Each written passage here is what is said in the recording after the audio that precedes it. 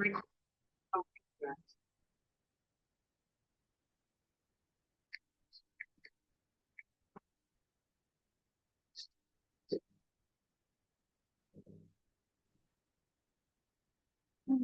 bismillahirrahmanirrahim. Assalamualaikum warahmatullahi wabarakatuh.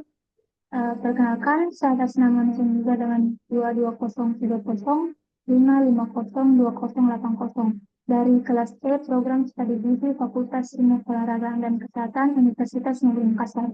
Baik, di sini saya akan menjelaskan tugas dari mata kuliah IKSU Mutakhir Gizi, di mana dosen pengampu mata kuliah tersebut yaitu Ibu Irma FKM.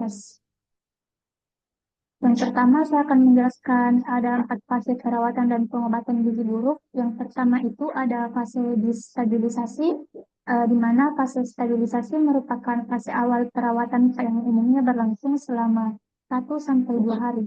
Tetapi dapat berlanjut sampai 1 minggu sesuai kondisi klinis anak tersebut. Pemantauan pada fase stabilisasi dilakukan dengan mencatat tanda-tanda vital seperti denyut nadi, frekuensi pernapasan, suhu badan, dan tanda-tanda bahaya lainnya seperti derajat edema, asupan formula, frekuensi defekasi, konsistensi feses, volume urin, dan berat badan.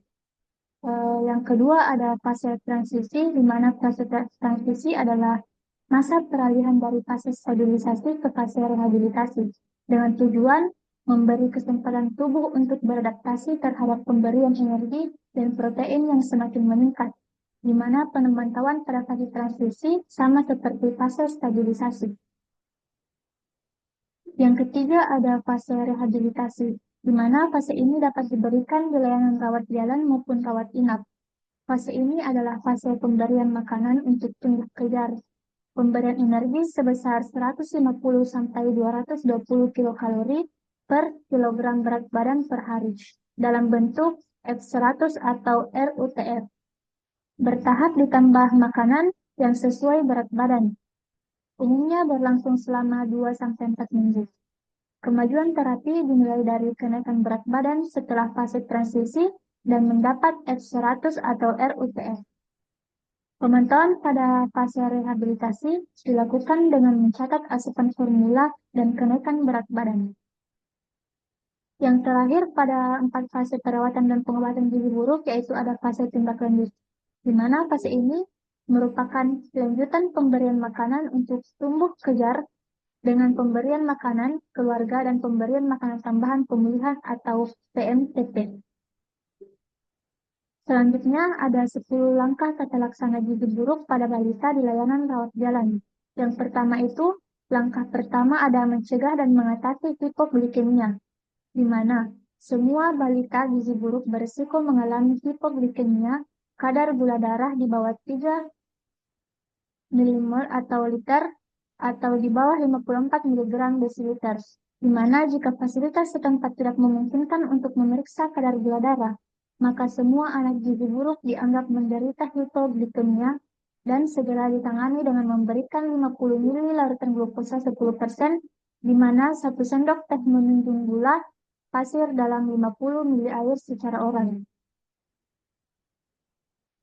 Langkah kedua ada mencegah dan mengatasi hipotermia, di mana hipotermia itu suhu aksilar kurang dari 36 derajat Celcius. Sering ditemukan pada balita gizi buruk dan jika ditemukan bersama hipoglikemia menandakan adanya infeksi berat. Cadangan energi anak gizi buruk sangat terbatas, sehingga tidak mampu memproduksi panas untuk mempertahankan suhu tubuh.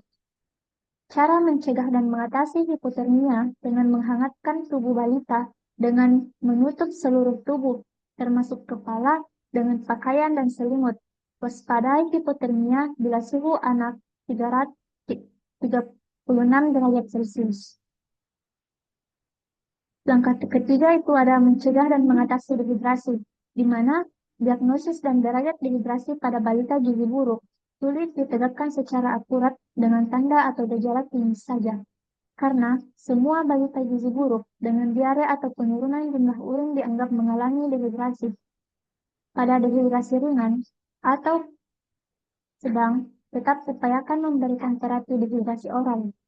Apabila tidak mungkin secara oral, Cairan diberikan melalui pipa nasogastrik sampai anak bisa minum. Gunakan larutan oralit standar yang dimodifikasi dengan mengurangi natrium dan menambah kalium yang lebih dikenal dengan rehydration solution for malnutrition atau Resomal, di mana cara mencegah dan mengatasi dehidrasi yaitu diberi Resomal yang terbuat dari oralit yang diencerkan, gula pasir, larutan elektrolit atau mineral, dan dimix dengan air. Langkah keempat ada memperbaiki gangguan keseimbangan elektrolit. Pada gizi buruk, terjadi gangguan keseimbangan cairan, elektrolit, dan mineral. Untuk mengatasi gangguan keseimbangan elektrolit tersebut, diberikan mineral mix yang ditambah dengan ke dalam formula WHO, formula 75, formula 100, dan Resomal. Tubuh anak gizi buruk relatif mengandung kadar natrium lebih tinggi dan kalium lebih rendah dibanding anak yang normal.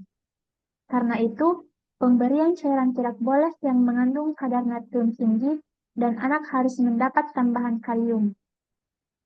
Langkah kelima ada mengobati infeksi. Balita gizi buruk seringkali menderita berbagai jenis infeksi, namun sering tidak ditemukan tanda atau gejala infeksi bakteri tersebut seperti demam. Karena itu, semua balita gizi buruk dianggap menderita infeksi pada saat datang ke fasilitas kesehatan dan segera diberi antibiotik. Hipoglikemia dan hipotermia seringkali merupakan tanda infeksi berat. Langkah keenam yaitu memperbaiki kekurangan zat gizi mikro. Semua anak gizi buruk mengalami defisiensi vitamin dan mineral. Meskipun sering ditemukan anemia, zat besi tidak boleh diberikan pada fase awal atau fase stabilisasi dan transisi.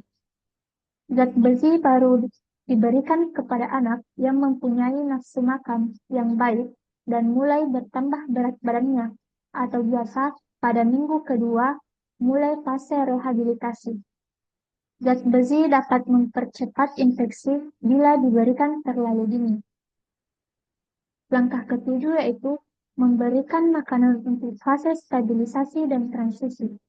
Diberikan anak untuk gizi buruk di layanan rawat inap.